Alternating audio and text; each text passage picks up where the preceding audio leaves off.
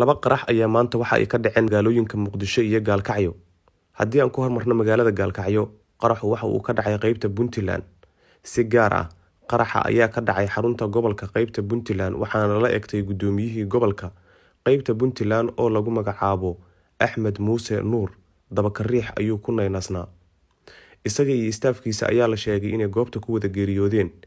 Gaarigii waday gudoomiye Dabakariix ayaa la sheegay oo dad goobjoogayaal ay soo wariyeen in gaari kale oo waxyaabaha qarxa laga soo buuxiyay noociisuna ahaa nooho lagu dhuftay, sidaa daraadeedna uu halkaa ku geeriyooday. Istaafkiisa ayaa la sheegay in goobta iyaguna ay ku wada geeriyoodeen. Dad goobjoogayaal ayaa soo wariyay inay arkayeen qiiq fara badan oo ka baxaya xarunta gobolka, halkaas oo uu ku geeriyooday gudoomiyihii gobolka Axmed Muuse Nuur Dabakariix isaga iyo istaafkiisa. 25 May 2019 ayaa gudoomiyaha maanta geeriyooday loo magacaabay xilka gudoonka gobolka Mudug qaybta Puntland. Dhanka kalena haddaan eegno Muqdisho, qarax ayaa ka dhacay halka loo yaqaano Tarabuunka ama dhabarka dambe ee isbitaalka Digfeer.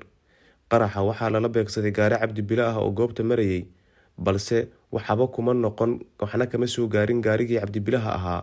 Waxaase jira khasaare kale oo ka dhashay qaraxa halkaasi ka dhacay. Inta la xaqiijiyay, Muqdisho qaraxa ka dhacay ee gaariga cabdi bilaha lala eegtay waxaa ku dhaawacmay 2 qofood oo shacab ah lana geeyay isbitaalka Digfeer ee Muqdisho, halkaas oo xaaladooda caafimaad lagula tacaalayay.